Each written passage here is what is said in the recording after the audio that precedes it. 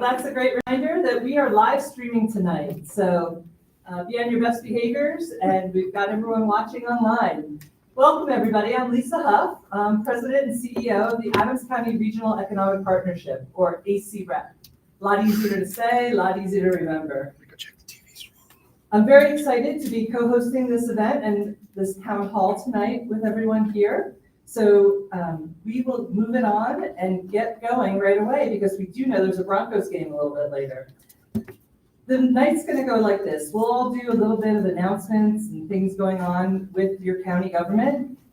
Then we'll have an open Q&A and get some feedback from all of you in the audience. And we'll do that a little bit back and forth. Then we'll have some time for wrap up and also visiting the resource tables outside. I hope you either got a chance to look at them on your way in or will later this evening. Great resources that are available to you from a variety of departments of the county and also ACREP. So with that, we're gonna wrap up in time for the Broncos game, but let's get started, Lynn. Commissioner Baca, please. All right, good evening, everyone. I'm Commissioner Lynn Baca, the 2025 Chair of the Board. I'm gonna let each board member talk here in a moment. I want to welcome all of you. This is our first business town hall event, at least since I've been on the Board of County Commissioners. I'm on my 5th year right now as reelected in 2024. So it's so fantastic to not only see business, we have higher ed, we have some of our economic development, federal representation, as well, some lobbyists, but most importantly, all of our businesses are here to listen, to ask your questions. We want to be attentive to all of you. How do we make Adams County better as partners, as regional partners? How do we make business better? How do we start workforce development, not start, but continue workforce development with our higher ed? We can give you an update on the Colorado Air and Spaceport. Lots of new businesses are signing up out there. One of them is McAir.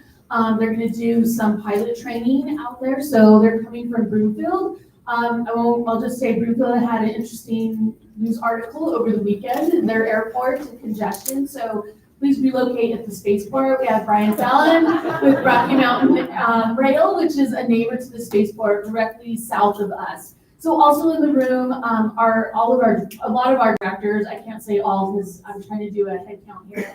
Our executive leadership team, County Manager Dion Stroder, Deputy County Manager Kristen Sullivan, Senior Deputy County Manager Alicia Reese.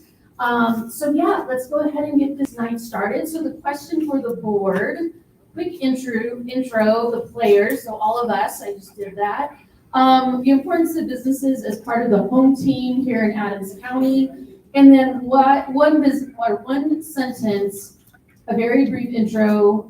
I'm in District 5, I missed that part. One sentence connection to business community. So my connection to business community is my very first vote that I cast was whether or not should we allow Denver annex the land, which is now known as Denver International Airport. So I can tell you my grandpa was a vegetable farmer here in Adams County. He was an immigrant. So lots of different challenges there. At the time the airport, that vote went through, Adams County was not in a really strong financial economic position. We thought growth would happen overnight. It kind of did, but then Green Valley Ranch expanded and growth between Aurora also expanded between here and Denver. So our time in Adams County really is now. So now is the time to be part of the home team. I really appreciate our economic development partners being here tonight. So I'll hand it off to our Vice Chair, Julie Duran-Mullica. All right, thank you so much. Julie Duran-Mullica, District 1, also Vice Chair of the Board this year. My connection to the business community, I was born and raised here in Adams County. So one of the best things about my growing up was my family had their own business in real estate. And so we worked on houses a lot. So I'm the best painter in my family. I've also done lots of landscaping work. So, I mean, I'll take it for what it is, but I think it's a great asset to this team of commissioners. So I'm going to pass it on to Kathy Henson. Hi, Kathy Henson. I live in District 2, but as you all know, we serve at large across the county. District 2 is Southwest Thornton and Commerce City primarily. My connection to business is that the reason I'm in public service today was I became active with other citizens in the city of Thornton to advocate for the redevelopment and cleanup of Fort Shopping Center at 88th and Washington. And after several years of going to council meetings as a resident and talking about that, I decided just to run for city council, was elected to that in 21, and now I'm on the commission as of last fall, elected in 24. And I really do enjoy talking about revitalization efforts and cleanup because I see great potential in areas that sometimes have been a little bit neglected or somewhat left behind, and that's a passion area for me. Thank you. I appreciate that, Commissioner. I am honored to be here, one of the commissioners. I'm your longest standing commissioner because Steve is out today, and so we don't have our colleague Steve Odorizio, but you see his glossy headshot up there. So if you see Steve, you're gonna give him crap about not showing up later. Many of us serve on different committees. I served for many years on this executive committee and helped Lisa Huff make the transition to what it is today. I also serve on several national committees, community economic development and workforce, as well as international economic development, as well as small business association for the region. And being connected to our business community, whether it's that international economic development or local, there's a lot for us to do. I also got called into City Council service on our redevelopment project that you might know as the Downtown Westminster project, or if you've lived in Westminster for a long time, the Old Westminster Mall. So happy to chat with any of you about that and density and economic incentives and how to grow a business district. Great, thank you. I think we're going to move on to our next welcome to all our other elected county officials. Unfortunately, we expect the sheriff and the clerk to be here. They're not here yet. But you can see all the faces up there. We include the coroner, the district attorney, the clerk and recorder, as I mentioned, the assessor, the treasurer, public trustee, and Sheriff Claps. Hopefully they'll join us a little bit later, but there's some other electeds in the room. I noticed we have the mayor of Brighton, Mayor Mills, and councilmember Tom Green. Are there any other electeds? I was looking quickly, testing my memory. I don't see anyone else in the room, but thank you all for joining us tonight. Did I miss somebody? No? Great. Thanks, Jackie Phillips. Great. Thank you for being here. So now I'd like to turn it over for some quick introductions to the rest of the executive team. Our new county manager, I think you are up, but why don't we share the mic out there with her? Dion Stroder. Thank you. Thank you so much for being here tonight. I'm Dion Stroder. I am the county manager in Adams County, and really appreciate everybody taking the time out of your busy Monday to join us and hear more about opportunities and challenges for business here in Adams County and what our county is actually doing to support all of you and to support the great economy that Adams County has. I did want to introduce really quickly a couple of members of our executive leadership team. Commissioner Baca already noted we have Deputy County Manager Kristen Sullivan, who's sitting right up here in front. Senior Deputy County Manager Alicia Reese, who's sitting right back there. We have our Chief of Staff, Lindsay Melke, who is way in the back. And then we've got a number of our department heads who are here to answer questions and share more as we go through the Q&A. And our directors, so just raise your hands. We've got a lot of folks here tonight who are going to be helping us out with our conversation. So we really look forward to the conversation with you. And if you have questions, we want to answer those for you. And I'm going to start with one of our favorite department heads who's going to be helping us with conversations tonight, and that's the director of our Department of Community and Economic Development, Jenny Hall.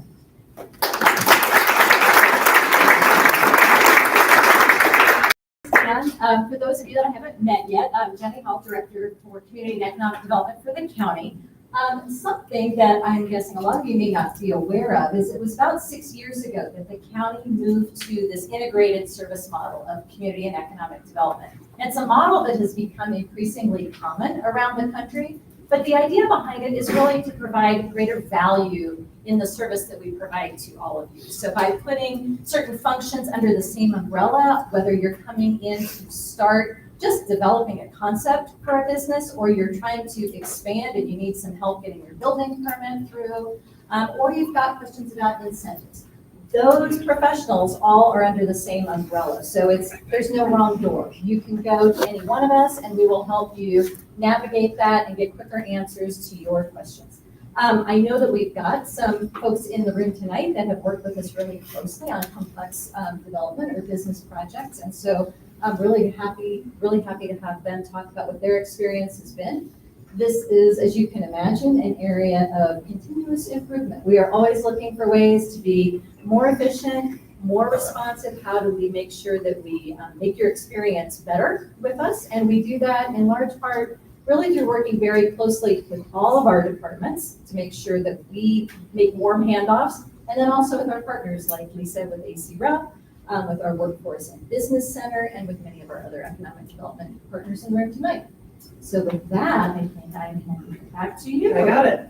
Let's go.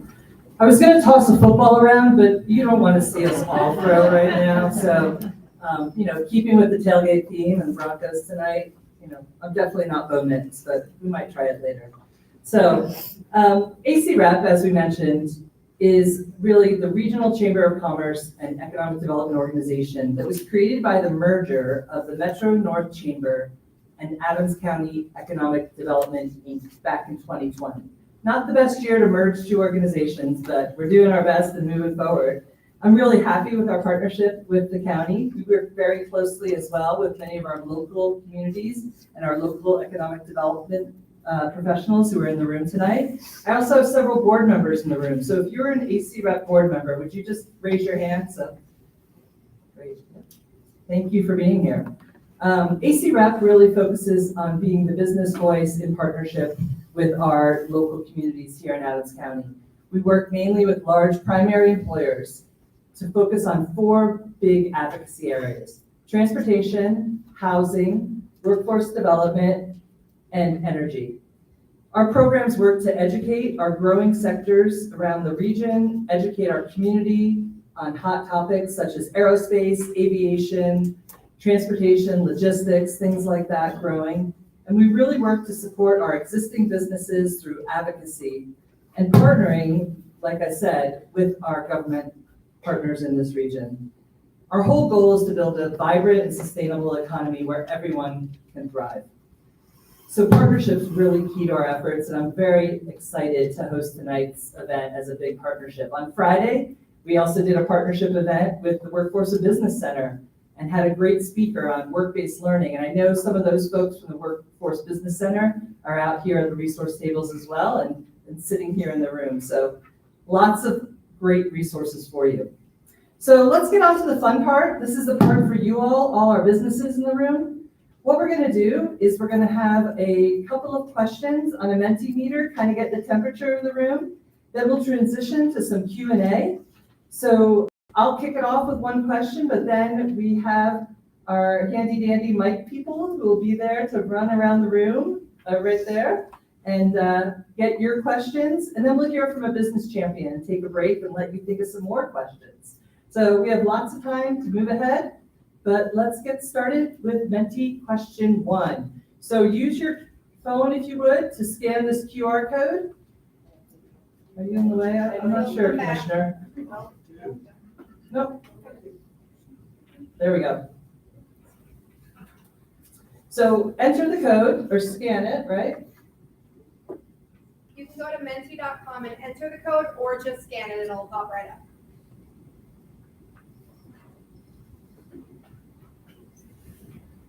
Are we good there? Should we go to first Okay, I was question? gonna say, I think I'm seeing a couple phones still up. Okay. So the question is, what are your biggest economic concerns right now? If you would type in your answer, we'll do one of those fancy word clouds.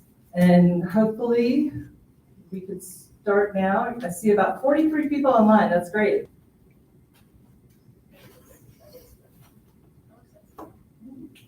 Don't forget, we're live streaming too. Can the live streamers do the Menti poll? Great. Fantastic. We're seeing construction is down, cost increases, unpredictability. I think that's the word of the day for a lot of people, uncertainty. Inflation's growing. Oh, I don't need to say that. I just said it's growing on the screen there. Workforce is also growing. That's good. That's good. Workforce. Incentives. Yeah, that word in the middle. Still growing. I don't know. Cost increases growing. Oh, gosh. I guess there's some work for all of us to do. There's lots of ideas up here. Housing. Housing's growing too. That's the right way to say it, right? Housing is growing. Actually, I did hear that some of our housing starts were up a little bit last year, so. Cost increases, unpredictability. Let me put a number here. 32 out of 45, so. All right. So we could talk about some of these things, I think, coming up here. So just to give you a heads up on some of the questions, maybe we could get your thoughts around some of these, commissioners. Yeah, we'll go down, we have another Menti question, and then we'll go to some Q&A. But if this is the temperature of the room, you kind of know what's out there. Lucian, okay. Do we want to go to the next Menti question? What resources do you typically access for information for your business? So your choices are state or local government websites, regional federal offices or regional office, SBDC, World Trade Center, membership organizations like chambers or industry organizations, federal agencies like the Economic Development Administration, IRS, the Small Business Association, or national or international conferences, local conferences or events, private advisory services, or other. Other could be maybe your news, your newspaper. There's 4 others there. Maybe higher education. Anyone want to shout out some ideas on other or let us know on that? That'd be helpful. Library, yes, especially anything libraries. Anything libraries, yes, top there. So it looks like there's a 3-way split there between your government, membership organizations, local conferences or events. Seem like the big ones. 5 other. So another three-way split there. Okay. Well, that's good. Well, tonight is also should be up there as one of the ways that you get information. Is it a local conference or is it our state? Oh, I guess you're not a website. Yeah. You're not a website. Although you have a beautiful new one inside. Yes, we do. Yeah. So maybe we could kick it off based on the first slide. You saw some of the concerns that are in the room or in the audience here. So why don't you could all answer or pick your topics here, but what are some of your top priorities for our county and our businesses in our county over the next 3 to 5 years? I'll go ahead. Press up, yeah. I'll go ahead and kick this off. So the board did a retreat earlier this year. We've met several times. We're in our budget discussions this coming week. The board identified, I would say internally, one of our top economic priorities or business priorities is the Colorado Air and Space Board. So for us, it's the spaceport. But to go back to the slide, when we kicked off our budget retreat this morning, we held it at the Government Center in our study session room, is we started off with the University of Colorado Business School. They gave their economic forecast to the board. Everything, literally everything listed there is what is of top concern for all of Colorado. So whether it's state legislature, I'd even throw in some federal policy in there as well. So one of my top priorities and what I say when I go meet with folks is that we're a very young county. Our median age is 35. So we have access to all of the interstate system runs through Adams County. All the railroads run through Adams County. We have the biggest airport, 3rd largest, busiest airport in the world. All the land surrounding Denver National Airport is in Adams County. So I'm going to focus on, we do this work, we are getting a little more tight with our budgets, is workforce development. Is our young people, how do we connect our young people to good paying jobs? How do we connect our young people to manufacturing? That's going to be an attraction here in Adams County. I know as you drive up and down, whatever interstate it is, we have a lot of logistics. Obviously with the interstate system, Rocky Mountain Rail, you have I-70. That matters not only as an employee of how far you're traveling, but really to get commerce across not just Adams County, but the entire state of Colorado. So Transportation is another big one of mine, and workforce development, also Florida Air and Spaceport. All right, thank you. I think one of the things that is not surprising to see up there was housing. We talk a lot about housing in this region. It is by far the number one issue every local government seems to be talking about these days. And so we've talked a lot about things that we could do internally around housing, around permitting. What does that look like for us? Now, one of the things I had in our conversation on Friday, I bet some convey folks, is talking about how does that permitting process impact small businesses? And what are supports that we can be providing some of these businesses moving forward, right? They're trying to open up shop here in Adams County, and how do we support them through that process? So those are definitely conversations I'm looking forward to continuing to have as I get to know these departments a little bit more. And that's the work I'm really, excited to pursue in 26. Thank you. Yes, so to pick up where I left off talking about revitalization efforts in older areas of not only Adams County, but supporting that in municipalities, is really supporting small businesses because they're such a large employer across the national economy. Supporting small businesses, helping them succeed, and not just getting them started, but really helping them maybe through even their fifth year, just making sure that we have supports there, resources for them, that will help them really sustain and make that cross over into that area where they can continue to sustain themselves. So that's an area that I really want to continue to focus on. And as far as housing goes, we know that we have a need for more housing in our area across the nation, but certainly looking and having conversations about some communities, each municipality does it their own way, and also we're looking at it internally at Adams County too, because we need to make sure that our permitting processes, our impact fees, everything is facilitating the building of the type of housing that we need. We want to attract great employers, but we need to have workforce housing for their employees if we want them to not just come bring their jobs to Adams County, but also put down roots and have their employees have the opportunity to choose to live in Adams County, all the way from entry-level employees up to executives. So we want to have a wide range of housing available, and that's a conversation that needs to continue to happen.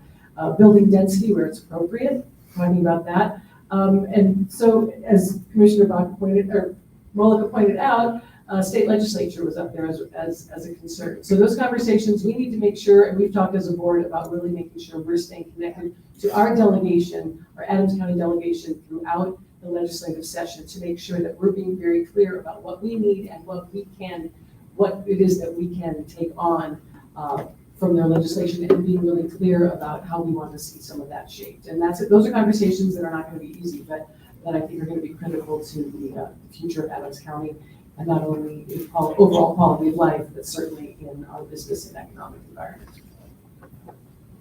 Yeah, I completely agree with my colleagues about transportation and workforce and partnering with schools, both higher ed and our community colleges, the trades, as well as our high schools. And all of these things are really important. In looking at the list, I cheated, I took a picture of your word cloud.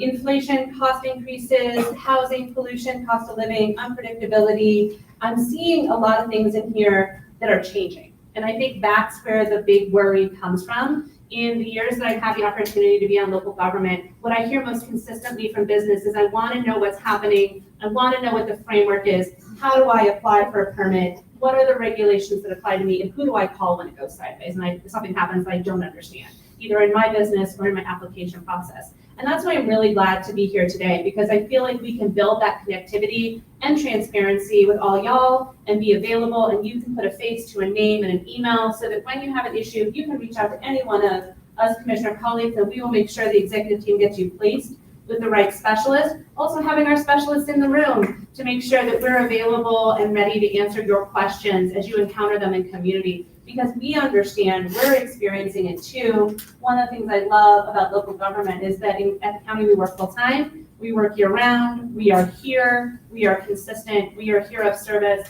and we love these great partnerships where we can be more accessible to make sure that our economy is thriving, our workforce is thriving, and also thriving. Well, let me follow up a little bit on that, but it actually applies to all of them. What is really the best way for the county to gather feedback from business leaders? You have a great new website, and I know you have some new tools that are coming there, but how do you all appreciate hearing from businesses about issues in the region? What's the best way, or best way for them to engage on different dockets you have open? Yeah, we'll start fast. Y'all can reach out to us any old way. Our emails are available. You can email us and we will connect you. Also, you can come down to any one of our land use hearings and reach out then. When we get emails, we make sure to connect them up to our executive leadership team and get them to the right expert staff member, wherever that is in our department. So I'm pretty optimistic about any way you can reach out to us. We're being at these events where we're in partnership so that you can reach out to Lisa and her team, and she can also connect you up. It's really great to have strong partnerships where if you ask Lisa a question like, I don't know which commissioner, or I don't know how to reach out, she can help direct you as well. We'll take messages and communication question any old way, in my opinion. Yes, that's true. You can reach out to us in multiple ways. I mean, I guess it's kind of a question we have for you. I thought to flip the script here would be, what is the easiest way? Do you find that we are responsive? That's, via phone or email. Would you like to have more business town halls? This is the first time, I think, Lynn said it, this is the first business focused town hall we've had. Is this a helpful event? Especially since we're live streaming it, should we be having these on a more frequent basis? Because that certainly could be an option. So I really think that, like I said, we're available, and also constituent services at adamscountyco.gov. So you're all constituents, whether you're a business owner or whatever you want to talk to us about. That creates a record, gets that to our senior leadership team, and really will get you the quickest response. Maybe even quicker than some of the commissioners, let's be honest. Because sometimes we kick it to them. We're like, hey, constituent services, got this great question.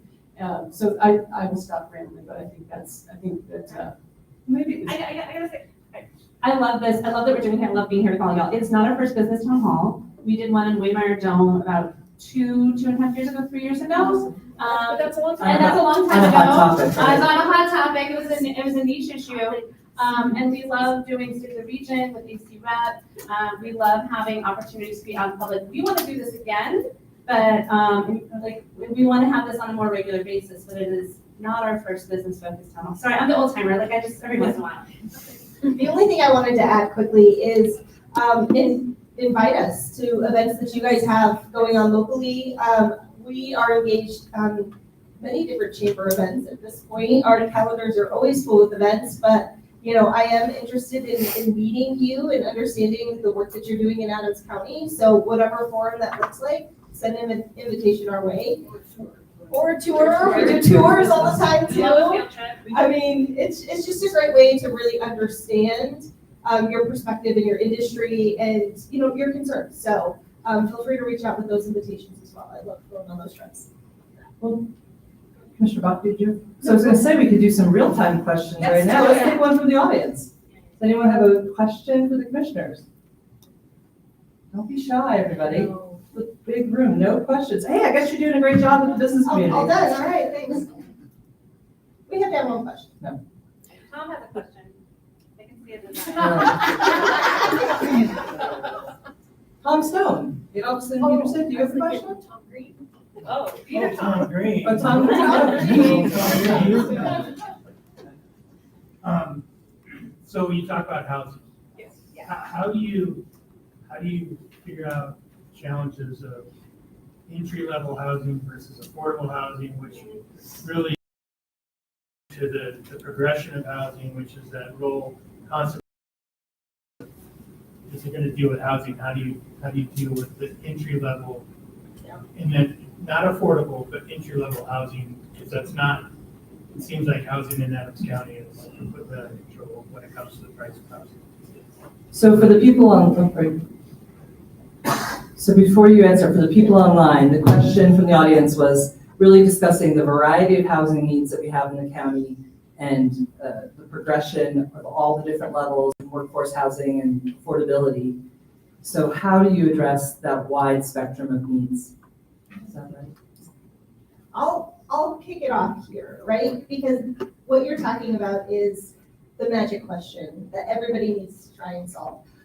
We are participating in our own housing needs assessment through DRCOG, which you probably have heard about. I'm sitting on that group, Kathy is also. And so really shaping what does this housing needs assessment, it's a regional effort. Obviously, housing issues do not have a border when it comes to jurisdiction. It's a regional problem we all get to share. So the needs assessment is step one. Next steps are really talking about what are other ways that we are helping promote certain levels of housing, as Kathy was talking about before. What are ways that our process can help support that?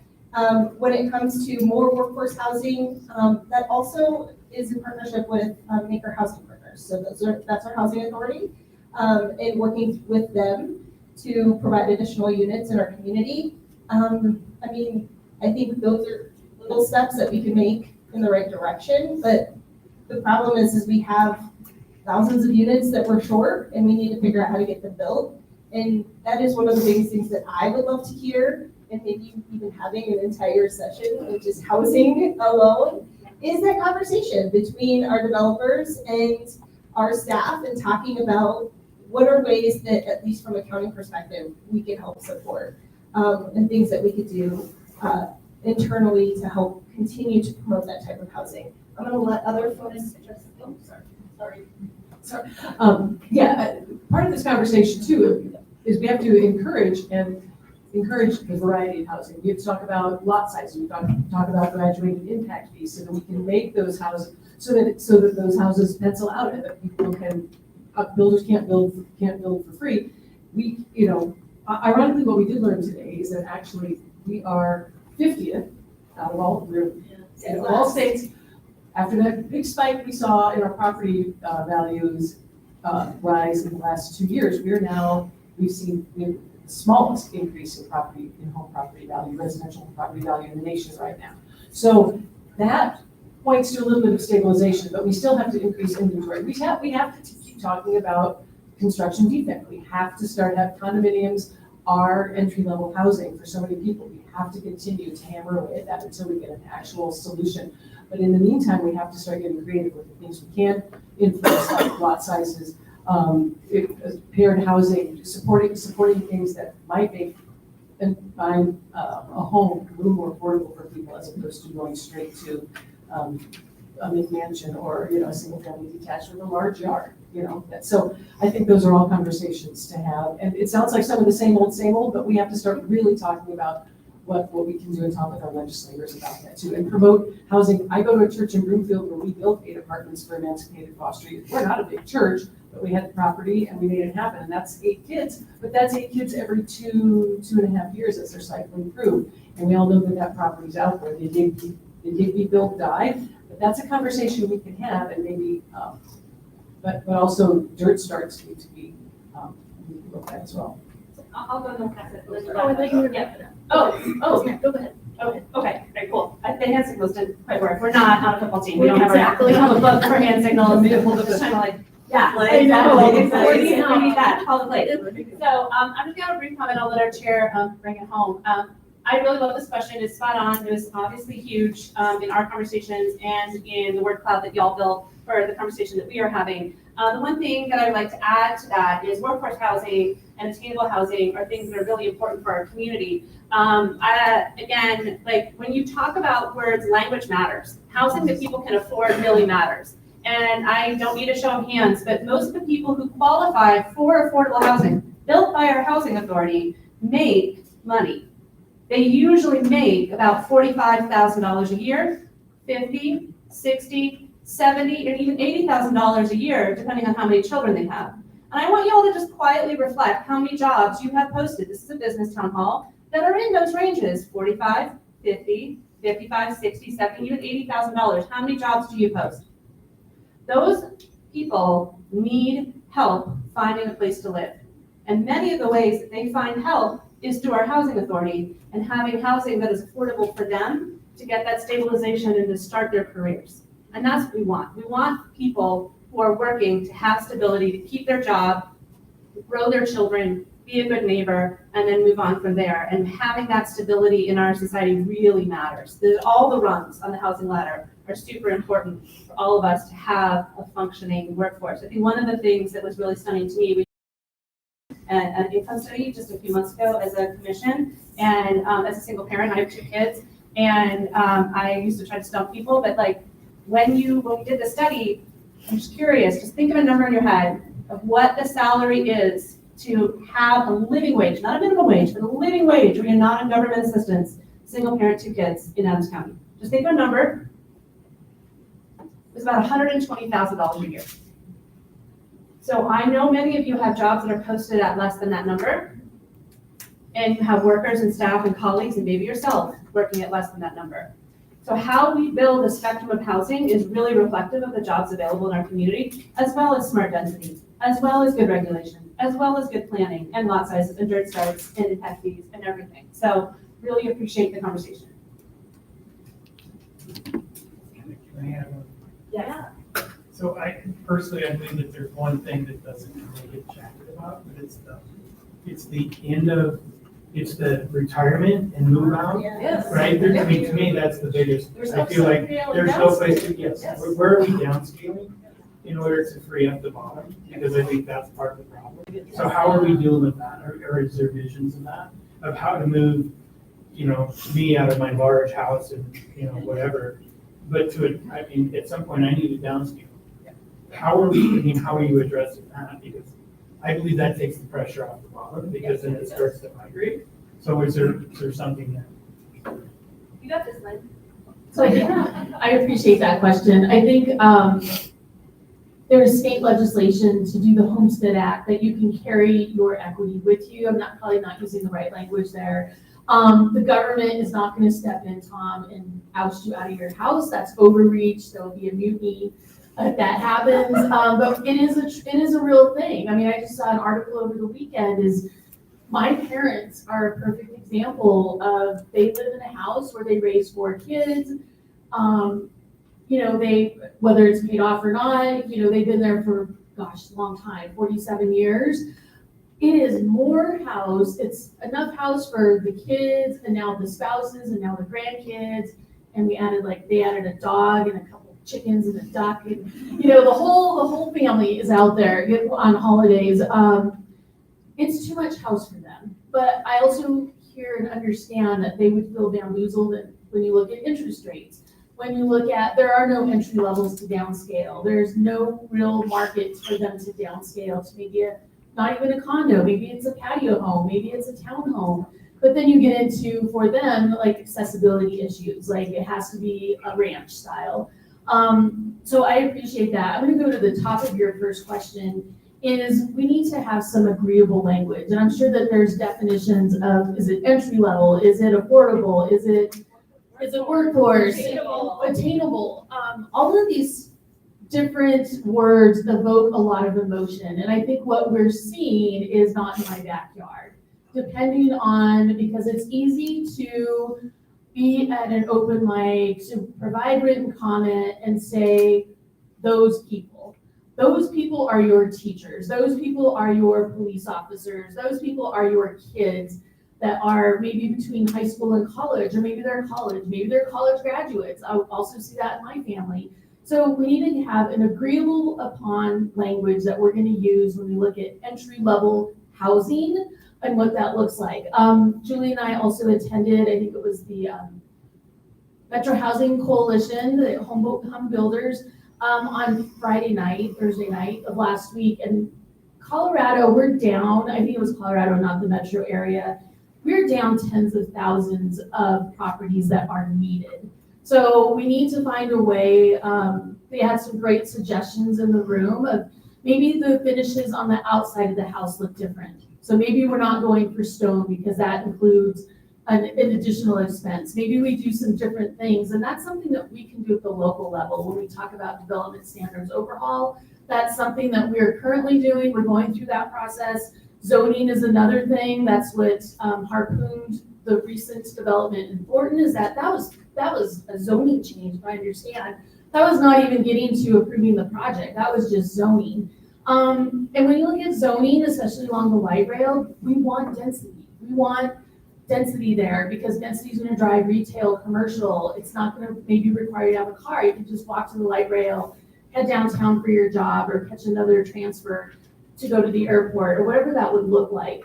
So we are working on it, Tom. We're not gonna come with you out, but we're gonna work on it. We continue to work on it.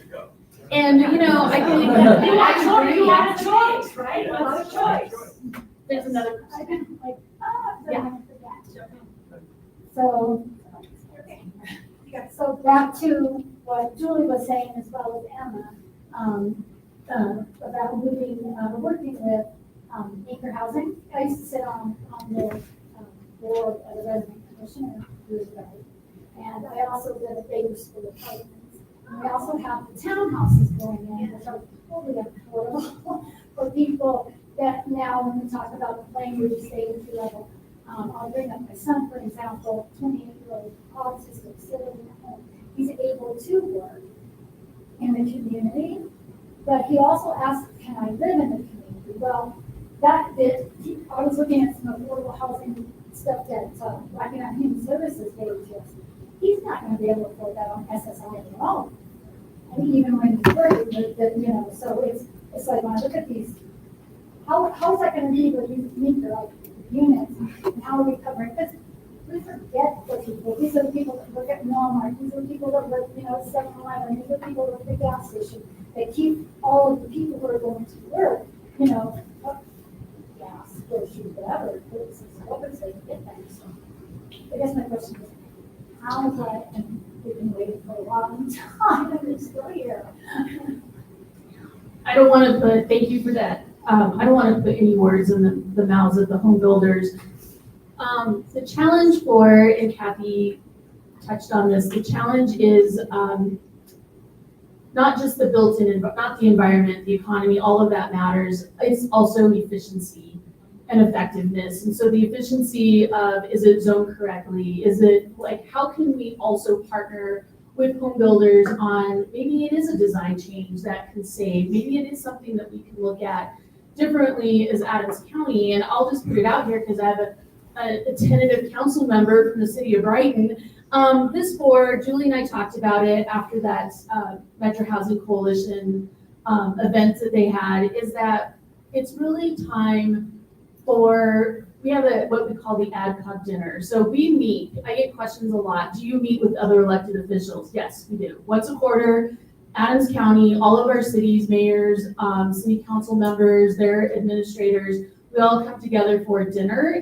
We've swayed a little bit away from the issues, but talking with Julie, talking with my board, a couple of mayors, is maybe that dinner needs to be issue-based, and that we have an issue of talking about housing.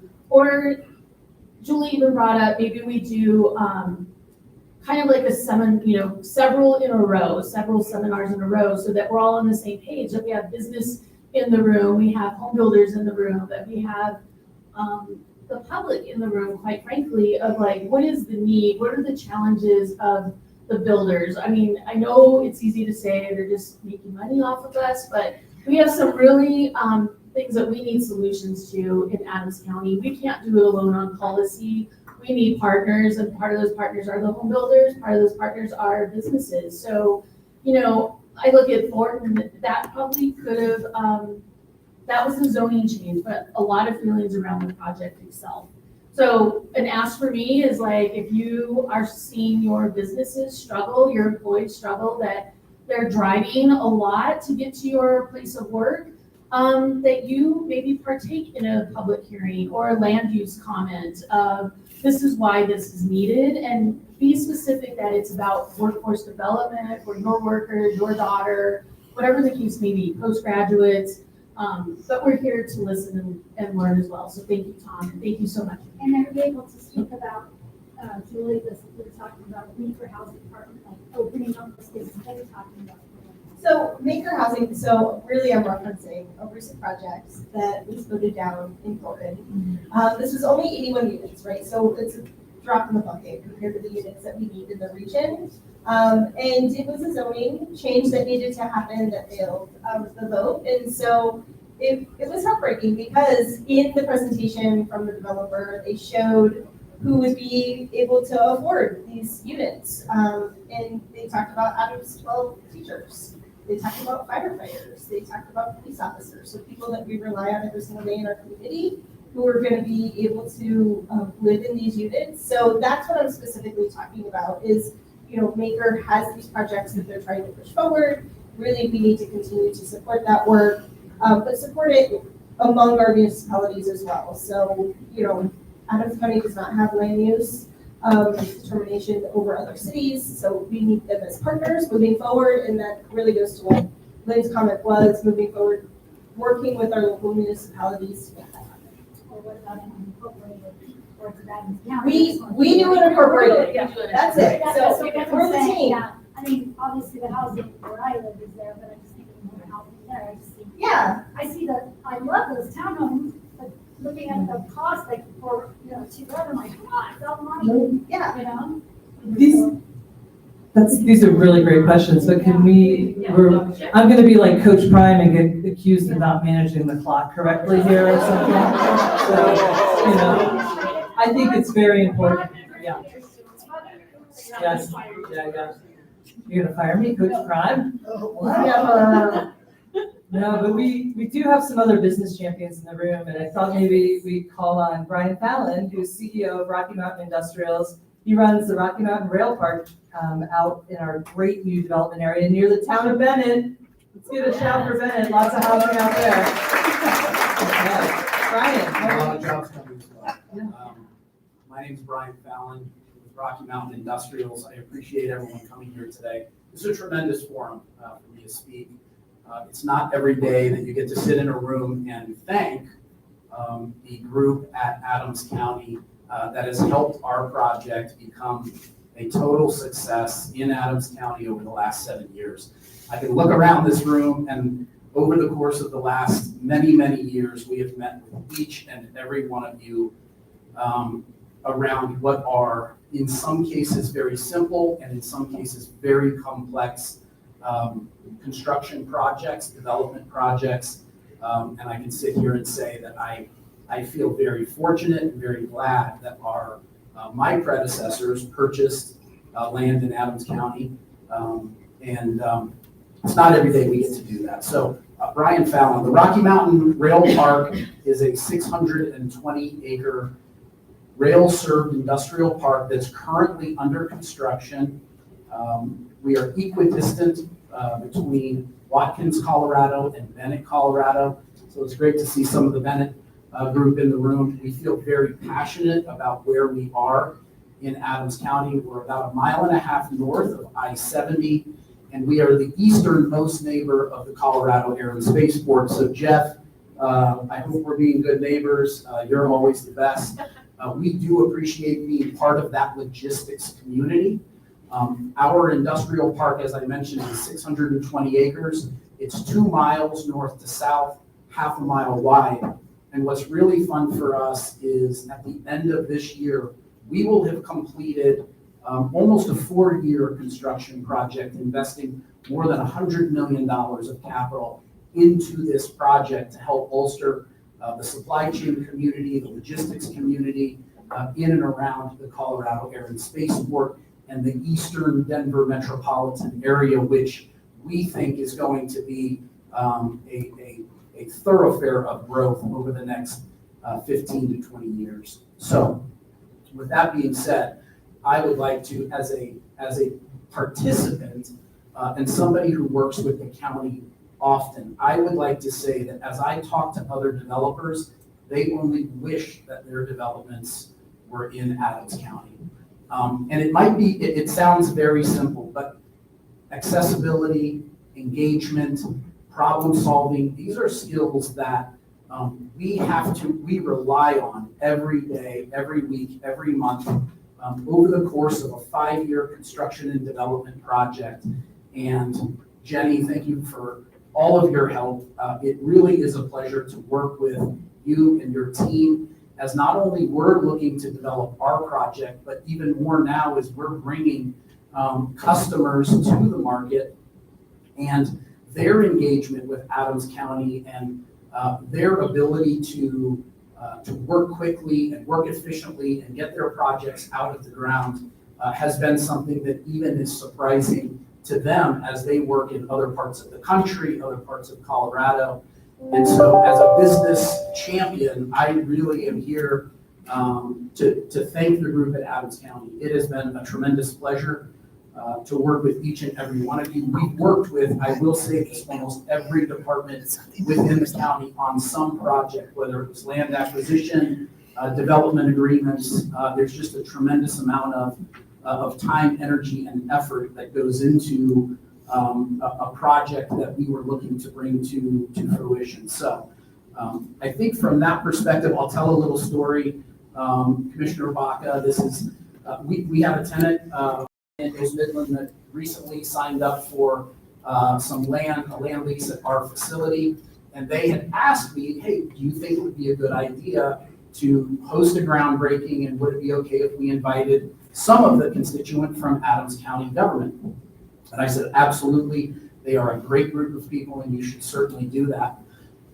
What happened next was tremendous. It was a groundswell of support and engagement, up to and including Jeff and his team hosted the groundbreaking inside one of the hangars at the Colorado Air and Spaceport on what was a tremendously rainy day. And the staff there bent over backwards to make sure it went off without a hitch. At the end of the groundbreaking, Archer Daniels Midland, the group from Pepsi that was there, they could not have been more impressed with Adams County, the team that was there, well represented. There were so many people there, so many people. They actually left at ADM left and said, we really feel like we are part of this community now. So that was fun to hear for us because it gives me the confidence to, across the table, make those introductions. It's one of the first relationships any tenant or company that I meet with. It's one of the first relationships that I encourage that they make, and that's with the group with Adams County. So I think there's a football game tonight. I'm going to go ahead and bring it to a close. But thank you for the whole team. Thanks for everyone. I appreciate the floor tonight.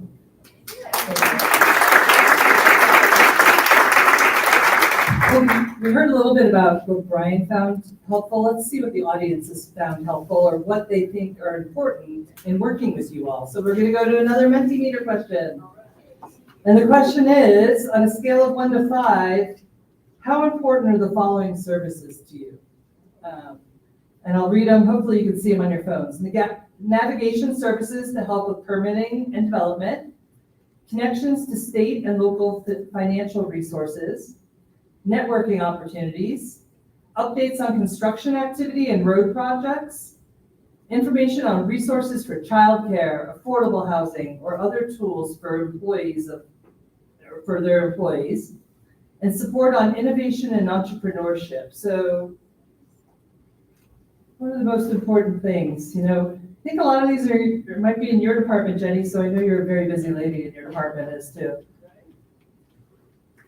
It looks like some of the top things are navigation services and permitting and developing. I know that's always a lot of different steps, and I think Adams County's done a great job of bringing that all together. Networking opportunities, that's AC Rep. I'll put a plug in for myself. But we partner with everybody. This is one of 3 events in the county in 3 days, but with the county. Tomorrow's transportation sector partnership, still time to network.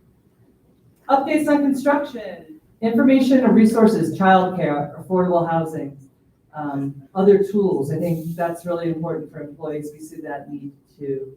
So how are we doing on the numbers there? I think we've got a lot. And since we are running a little bit low on time, we are capturing these results, I believe, Nikki, but those are a lot of different services, and it's great to get your input on what can really make a difference, like help people like they help Brian. We do want to move on to another quick champion we do have in the room tonight, and it's a newer champion, a newer partnership. Jack, I hope I don't surprise you by saying, I want to introduce Jack Buffington. He's with the DU Center for Excellence. And Jack, I thought maybe you could talk a minute or two. Where'd the mic go? There we go. As a PIO myself, a PIO alum, I'm really excited about this new partnership coming to Adams County, so. I'm not excited about this theme because my team got thumped by the Chiefs yesterday, so I came here to escape football. I know you all wanted the Ravens to win. Started a supply chain program at the University of Denver about 6 years ago. And before that, I worked in the industry, running big supply chains. And I've always had this dream that Colorado would become like this major industrial hub in the United States and around the world. And so then Adams County and Spaceport came and asked us to create this partnership, and it was awesome, right? Because we all see the building that's happening out east. And the question is how to become strategic about it. So what we want to do is focus on some major industries that we see as having great opportunities for development in Colorado. We want to focus on workforce development and major projects. In fact, Brian and I had a conversation last week, and so now I can see it face to face. And so this is really exciting our role in this whole thing is kind of a conductor between public and private, bring things together, and we want to create an open source collaboration. So we don't just want it to be the University of Denver, we bring the other universities and research partnerships together. So I know we don't have a lot of time, so I just wanted to mention that, and I'd love to meet you all because we're really excited to be out here and work with you all. And I'm really, really happy for the opportunity, so thank you. Thanks, Jack. Yeah. Jack's been really helpful too. AC Rep co-convened something called the Transportation Sector Partnership, looking at logistics, supply chain, warehousing, and freight delivery. And we have a meeting tomorrow. It's a quarterly meeting, so I think there's flyers out on our table. But thank you, Jack, for helping us with those and be a thought leader there. I think we have a question now from the room. Shannon Hancock from Five Star Foundation. Wow, look, I get an introduction. Thank Wait, you. wait for the ball. I can't catch. Hi, I'm Shannon. I'm the Executive Director of the Five Star Education Foundation for Adams 12 schools, and we represent the largest school district in Adams County with over 34,000 students. And I will get to the point here. And I first want to make the point that our great public schools is what makes a great place for people to come and work and to build their businesses. And our investment in our schools is the best thing that we can do. But my question is actually a business question. And I wanted to ask the commissioners and kind of go, it's along the lines of what Tom Stone was asking about, that's talking about this entry-level workers. But what incentives or support can the county provide to local businesses to help create and expand paid internships and work-based learning opportunities for students, particularly in those high-demand industries that are coming into Adams County? I know that we've really struggled to find internships, and a lot of times we're hearing that they're cost prohibitive for these businesses here in Adams County, and we've had to go really far outside of Adams County to meet the need for our students. So what's the answer there? I think that is a great question, and I know that Adams 12 isn't the only one trying to solve this. We've met with the Westminster Public Schools folks a couple of times about their new Raynham campus, and a lot of folks are looking for more opportunities for internships. The biggest hurdle I heard is transportation. How do you get the kids to these jobs and opportunities?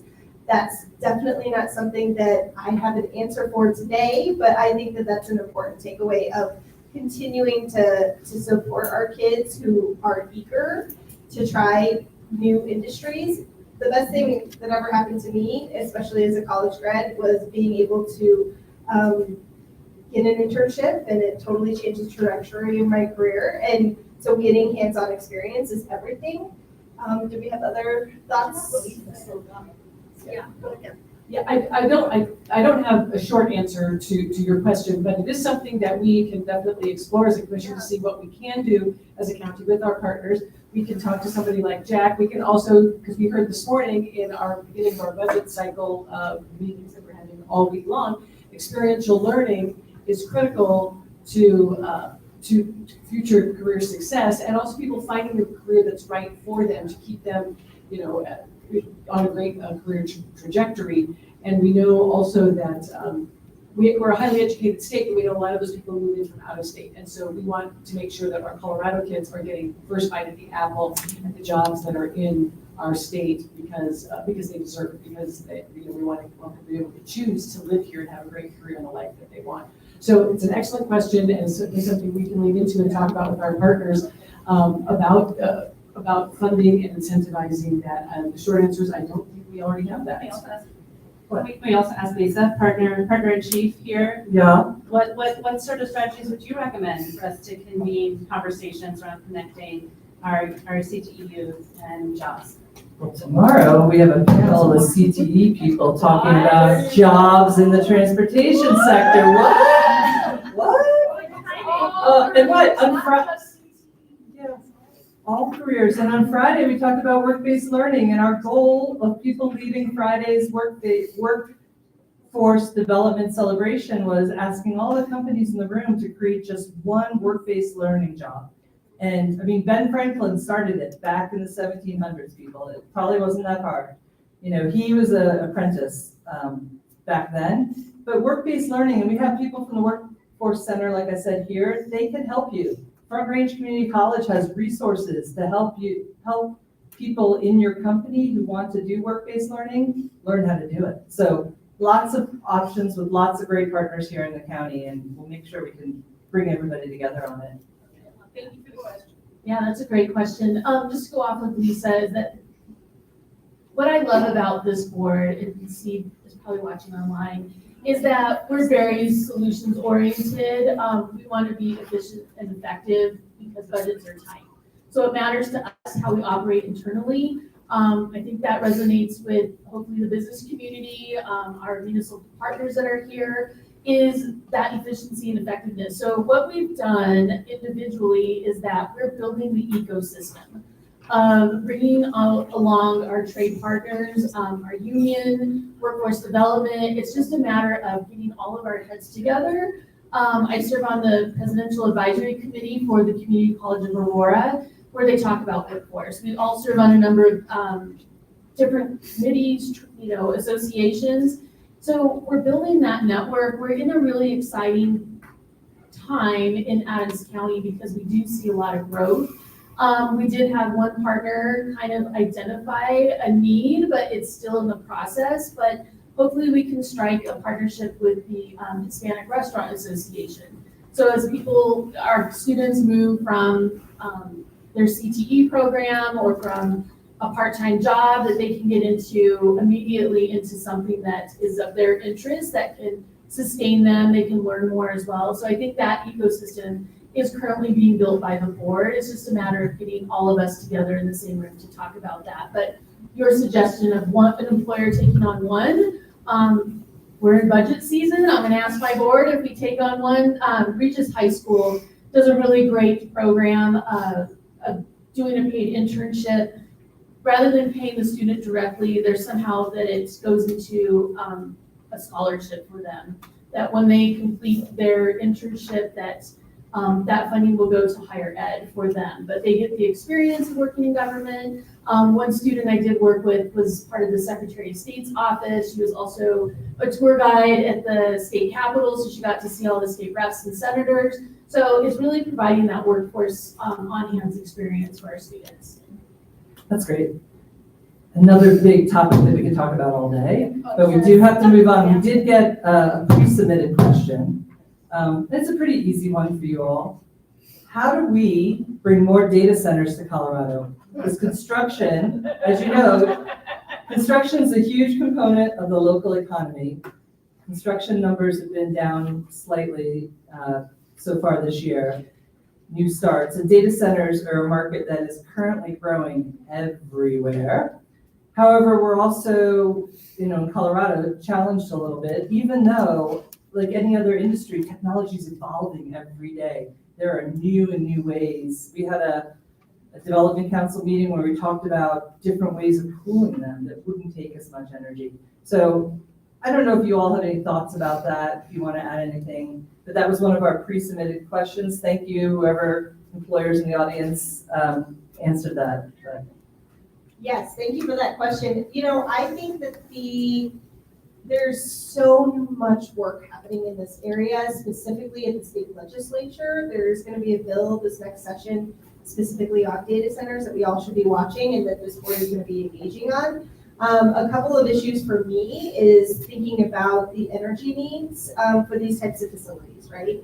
We live in a region now where frankly, energy is not as abundant as we hoped it would be. And so really being thoughtful about how these businesses are able to come into our community and obviously be able to have the energy to serve them. So I know that that's one of my biggest issues or concerns with data centers. There's lots of land use. There's water issues. I mean, you name it. I think if anything, this conversation is actively happening. So it's something we're going to be engaging in. So yeah, about this specifically. So I think there's more answers yet to come, for sure. Anyone want to add? You got it, Julie. Go All ahead. right. Yeah, Commissioner Henson mentioned, I think October 22nd, there's a study session. So that'll be either Tuesday after, what's the 22nd? Wednesday morning. It's a Wednesday morning. Yeah, great. So they'll be live streamed on YouTube as well for that one. So we have about 15 minutes left. Let me see if there's any other questions in the room that people want to ask of our commissioners or, oh, I see hand. What's up? Sorry. Okay, gentleman in the hat. Let's get the mic. Yep. And we do have some of our energy folks here too tonight. So, we're blessed in Adams County that we have 3 different utilities, so. How's it going? My name is John Barreto. I just wanted to add to the data centers front. It really takes digital infrastructure to even create those. So that's something that the county has to consider as well as in the statewide level. And I actually have experience in that. If anybody does need help, I do that on a national and global front for security. Thank you very much. Great. Yeah, cybersecurity or security issues are another big hot topic, especially around our aerospace and aviation. So glad to have your resources here in Adams County. I think there's another question up front.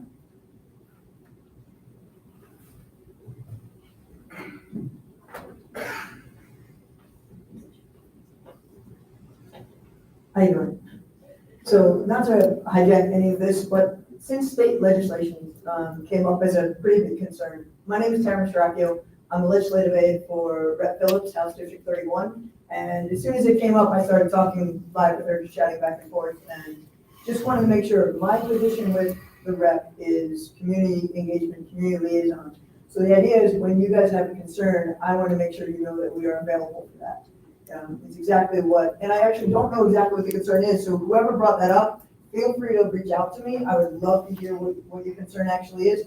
I'd like to bring that directly to the rep and see what exactly is on the minds of everyone in House District 31 specifically, or the state in general, but by all means, I just want to make myself available and let you know, like, that's why I'm here and that's why I'm coming here, and there is a lot of mutual engagement between the commissioners and the rep, and just let you know, anytime that I'm here, anytime you would see me, please come up to me with the concerns you have. That is available to you as much as I could give you a business card or whatever. And when I'm here, please engage me in any concerns you have or any questions you might have.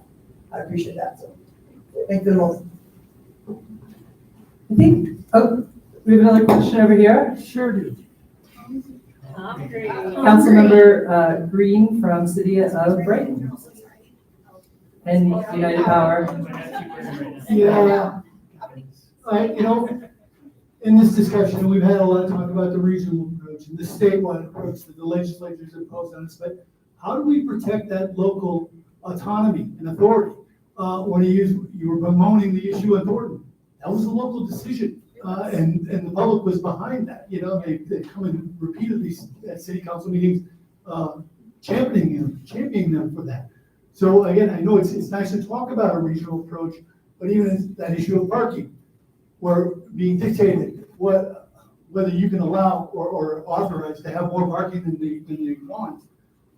Again, how do we protect that local authority and that local autonomy? I know when we're talking about this issue, we need to keep that in mind. Thank you. Yeah, I think that that's fair, right? It is a local control issue. And I think, at least from my perspective, one of the things I would really love to see is more community engagement on this particular issue. I know that hearing from the business community tonight, hearing from neighbors that I've knocked doors on in the past year, housing's an issue. We need more housing in this community, across all of our communities. So how do we solve that problem? I think it's also being able to have courage to make those hard choices and make those hard votes sometimes. At the end of the day, we need to serve the people that we're represented to serve, and a lot of that's housing, and we need more of it. So, Yeah, not to go down the housing rabbit hole again, because we've discussed that in only a couple minutes, but there were also, the night I testified, I was at 1 in the morning, there were almost equal number of people advocating for that project. There was community will, almost equal to wanting that project in their community. So that was local control in action. The people spoke, the council heard from both sides, and they made a choice. Local control I don't see going away, but there is a tension that between the state legislature, local control, and the last couple of sessions. Last session was more productive than the session before, depending on how you want to look at it, but there has to be some agreement about our common needs. I don't think it's up for debate anymore about that we are underbuilt. Ben, help me. At unincorporated Adams County, we're underbuilt by 7,900, that's 7,900 housing units that we need to build by what, 2030 or 2035? It was 2030. 2030. So that's less than 5 years away. And we need 8,000 housing units to meet what we have. So we have to start having the hard conversations, and there have to be concessions all around and collaboration, or we're not going to maintain the standing of our quality of living. We're not going to be able to. And we need, this is what Julie, brought this up to Julie today, we were talking, we have to get out of our silos. We need, I got to go on the Leadership Exchange program last week with Metro Denver Chamber of Commerce. And there were folks from higher ed there saying, and we pushed them, we said, great that you're giving DPS students automatic enrollment to, it's one of our great higher institutions of higher learning, but I don't want to say they're on one. We said, can you extend that to Adams 12 or 27J? And they're working on that. But then we have kids who live in Brighton, who say, I live in Brighton, I want to stay in Brighton, I'm going to MSU, but it takes me 2.5 hours to get there with mass transit. So it's not sustainable. So am I going to stay in school? I don't know. So maybe higher ed comes in and says, hey, let's talk about transportation to help our institutions thrive and our students get the education they need to keep Colorado moving forward. So we have to look outside of our own silos and see where all the nexus are of overlap and common ground, and we have to have hard conversations, because this back and forth, we lose ground, and that's why we need to be really heavily engaged with our local our Adams County delegation and talk about the impact of the proposed legislation. We have to move on it quickly, and we need community members to get in there and testify as well. And so that's a key critical role that AC Rep can play to make sure that you all know how we can best use your voices to help build what we need to make our communities thrive. Thank you. Well said. That was good. Good job, Kathy. So just to add on to that, I completely appreciate the question, and you really covered where we need to be, Kathy. I think that one of the things that's really important when we work on a land use issue, whether it's for business approval or for housing development, context matters. Context is so important for what you're building and where you're building it. The right context along I-25 is not the same thing in the town of Bennett. And it's not the same thing when you have north or south. We're 1,000 square miles. We're a very big community. We have a lot of ground that we need to cover. Rocky Mountain Rail, y'all are perfect. You are perfectly positioned next to an airport, served by a major rail line along a major highway system for industrial work. That's absolutely perfect. If we try to drop that same project in the middle of Northland, it wouldn't work. It's not the same thing. Context matters. And you'll see us when we're working on a land use case or a business case that would enable a land use case that would enable a business, that we talk about context a lot.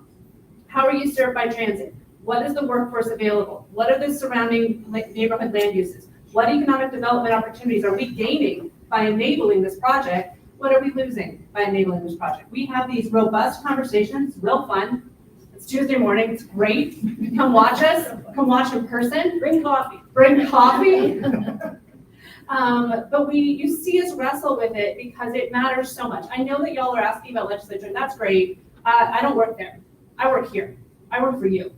And I want to make sure that when we develop businesses, y'all are successful, well-connected, and well-resourced to do well. And that's what we debate when we work on land use and we work on business development, whether it's incentive packages or a land use change that would enable business development. And it's all about context and building for your community and making your community successful. And so I know that we're going to keep doing that work because this is a team that really cares about getting it right. Well, in order to keep us on time here, I didn't have like the 2-minute warning and we don't get a 30-second timeout. But I do ask everyone in the audience, we're gonna send a follow-up survey to all the attendees tonight. Thank you all for registering. And we're gonna ask you 2 questions instead of doing the mentee so we can leave some time for Commissioner Baca to do kind of the wrap up in the last 2-minute warning. So I'm giving you your 2-minute warnings real quick here. But we still want to get your input. We want to get your input. What are your housing challenges? We've heard about some of them tonight, housing, employees, things like, or your workforce challenges. We heard a lot about educating your own. Like, how are you getting people there? We heard about needs for more internships or getting those kiddos up, prepared. I think is it 2029 that every student needs to graduate from high school with either a certification, some kind of work exposure, or what's the third one? What? Concurrent enrollment with a higher education. So, that's going to be here before we know it in 4 years. So we really got to work on educating our own and building that workforce. So we're going to send you a question about that. We're also going to ask you for your feedback. Did this work? Did you like this format? Should we do it again?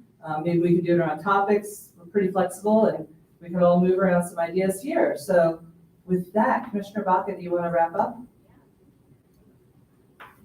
Thank you so much, first of all, for everyone for attending tonight. I know it's football night. I know you have families you want to get to and kid activities that you want to attend. So I just want to thank you for spending a couple of hours of your evening with us to talk about this important issue. Please know that businesses is top of mind for Adams County. So as we start to traverse different policy, whether it's federal policy or state budgets, that here in Adams County, Commissioner Pinter hit it right, is that we work for you as businesses. We work for you as constituents, residents, families. What is the best thing for our kiddos? Thank you, the Adams Toll Foundation, for being here. We can't do any of this work by ourselves. It's not fair. It would be completely out of balance if Adams County came in and said, we can solve all of your problems. It'd be unfair if you all came to us and said, we know all the answers to your problems and if you just did it this way. So what we're trying to do as being a board is, first of all, to be accessible. Thank you to our staff. So please take some time, talk to our staff, Jenny and the admin teams up here up front. Alicia and our departments are in the back. So we have parks that's represented. We have public works. If you have questions on transportation, but we can't do this work alone. And I think that that's the take-home message tonight for all of you is please reach out. Please stop one of us after I wrap up the comments here. We want to build partnerships. We want to build a strong region. To start with my comments at the top of this is Denver International Airport. Growth is coming our way, period. So no matter what happens, we're going to see it. At the Metro Housing Coalition, developers are already concerned that they can't make housing pencil out in Strasburg. That did not used to be the case. The case is go to Brighton because it's affordable. Right now, Strasburg is kind of on the bubble of is it going to be affordable for those folks? How do we get our student populations? How do we get our adult learners that want to upscale their current job into an industry that is better sustainable for their family, that pays a higher wage, that fulfills some of these gaps that we're seeing? We started in, not Adams County, but one of our partners, they're doing airplane captain training out at the Colorado Air and Spaceport. It's huge, it's all over social media. So if you have space in your budget for a paid intern, we're gonna look at our budgets as we go forward. But the take-home message tonight is that we're all Team Adams County. that we're here to work for all of you. We appreciate everything that you do here in Adams County. Thank you for having your business here. We want to make this work. And so we're a winning team together. Thank you to Anything Libraries. I did fail to mention, our utilities are also here. So we have Tom Green, wears a number of hats. He's also with United Power. I saw Nathan with Excel Energy. He was in the back. I know some of our concerns is that the projects are great. Once you get in the ground, it's a different story. So we've seen that in Adams County for our own projects. Thank you, Brian, for the compliment. We want to help mitigate. We want to help be efficient, effective, and to be a winning team here in Adams County. We want to come back and do this again. We're already talking about next year, bumping it up a little bit. We'll look at the Bronco schedule, but again, thank you all for being here. I really appreciate it, and be safe on your travels home. So thank you so much.